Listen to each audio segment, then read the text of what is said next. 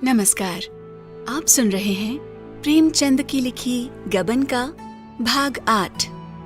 शतरंज की बदौलत उसका कितने ही अच्छे अच्छे आदमियों से परिचय था, लेकिन वो संकोच और डर के कारण किसी से अपनी स्थिति प्रकट न कर सकता था। ये भी जानता था कि ये मान सम्मान उसी वक्त तक है जब तक किसी के सामने मदद के लिए हाथ नहीं फैलाता। ये आन टूटी फिर कोई बात भी न पूछेगा। कोई ऐसा भला मानुस न दिखता था जो कुछ बिना कहे ही जान जाए और उसे कोई अच्छी सी जगह दिला दे। आज उसका चित्त बहुत खींचे था। मित्रों पर ऐसा क्रोध आ रहा था कि एक एक को फटकारे और आए तो द्वार से दुत्कार दे। अब किसी ने शतरंज खेलने को बुलाया तो ऐसी फटकार सुनाऊंगा कि बचा याद करें। मगर वो जरा गौर करता तो उसे मालूम हो जाता कि इस विषय में मित्रों का उतना दोष न था जितना खुद उसका। कोई ऐसा मित्र न था जिससे उसने बढ़ बढ़कर बातें न की हों। ये उसकी आदत थी।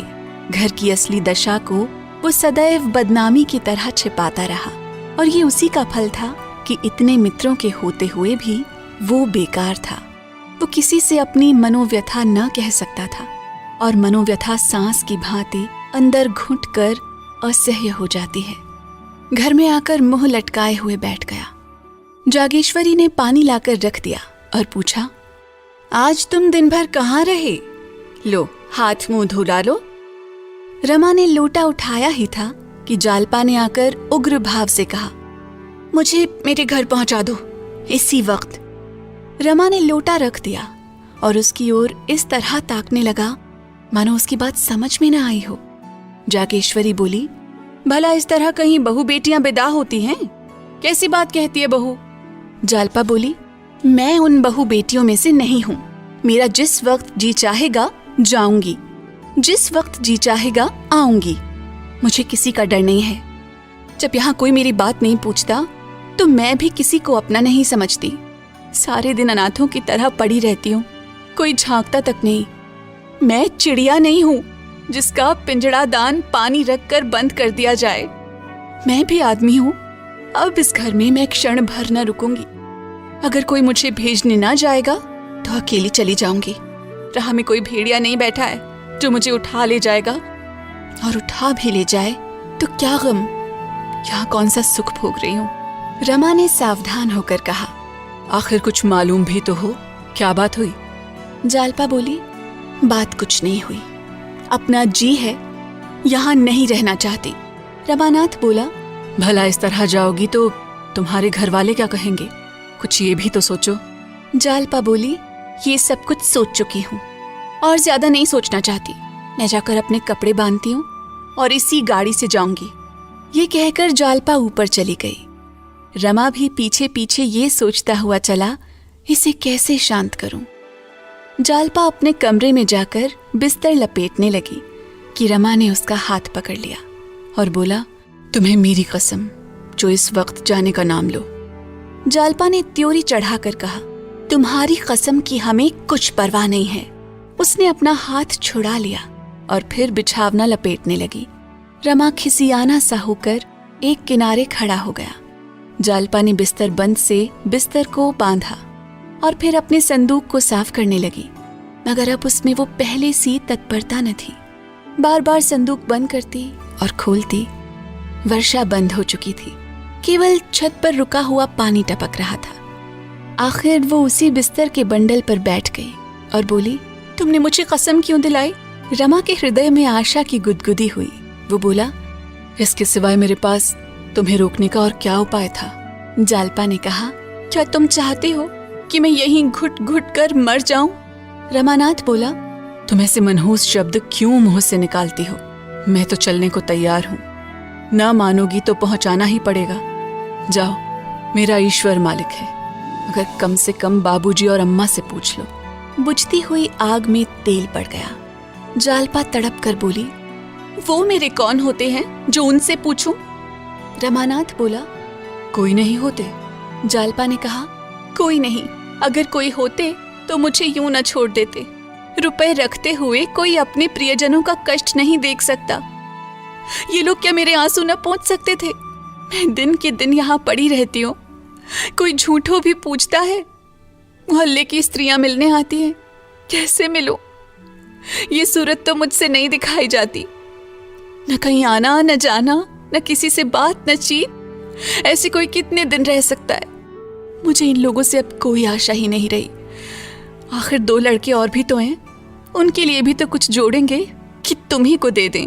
रमा को बड़ी बड़ी बातें करने का फिर अवसर मिला। वो खुश था कि इतने दिनों बाद आज उसे प्रसन्न करने का मौका तो मिला। वो बोला, प्रिय, तुम्हारा ख्याल बहुत ठीक है। जरूर यही बात है, नहीं तो 2,5-3 हजार उनके लिए क्या बड़ी बात थी।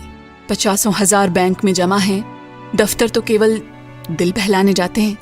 जालपा ने कहा, मगर हैं तो मक्खी चूस पल्ले सिरे के। रमानाथ ने कहा, मक्खी चूस न होते तो इतनी संपत्ति कहाँ से आती? जालपा बोली, मुझे तो किसी की परवाह नहीं है जी। हमारे घर किस बात की कमी है? दाल रोटी वहां भी मिल जाएगी। 2-4 सखी सहेलियां हैं, खेत खलिहान हैं, बाग बगीचे हैं, जी बहलता रहेगा। रमानाथ बोला, और मेरी क्या दशा होगी जानती हो? घुल घुल कर मर जाऊंगा।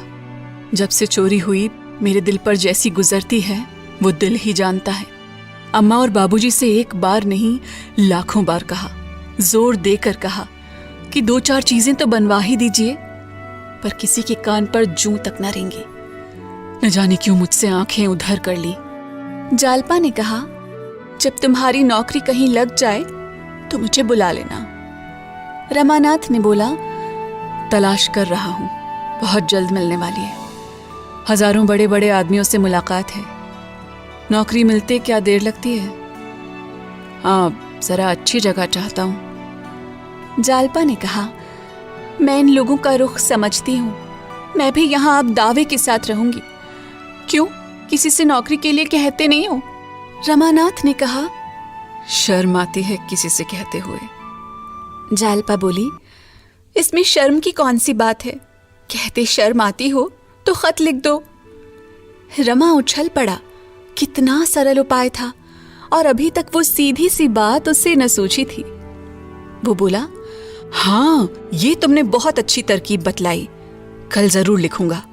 जालपा बोली, मुझे पहुंचा कर आना तो लिखना, कल ही थोड़े लौट आओगे।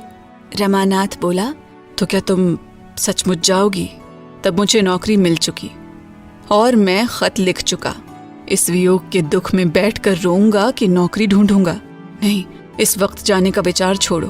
नहीं, सच कहता हूं, मैं कहीं भाग जाऊंगा। मकान का हाल देख चुका, तुम्हारे सिवाय और कौन बैठा हुआ है जिसके लिए यहां पड़ा सड़ा करूं? हटो तो जरा मैं बिस्तर खोल दूं। जालपा ने बिस्तर पर से जरा खिसक कर कहा, मैं बहुत जल्द चली जाऊंगी, तुम गए और मैं आई।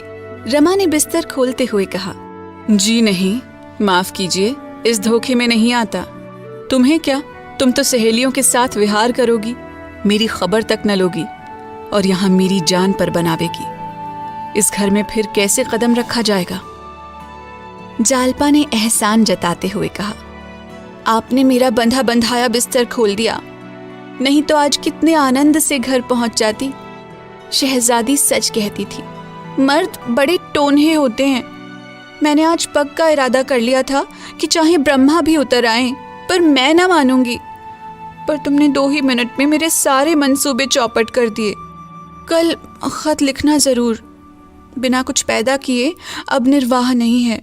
रमानाथ बोला, कल नहीं, मैं इसी वक्त जाकर 2-3 चिट्ठियां लिखता हूं। जालपा बोली, पान तो खाते जाओ। रमानाथ ने पान खाया और मर्दाने कमरे में आकर खत लिखने बैठे, मगर फिर कुछ सोचकर उठ खड़े हुए और एक तरफ को चल दिए। स्त्री का सप्रेम आग्रह पुरुष से क्या नहीं करा सकता।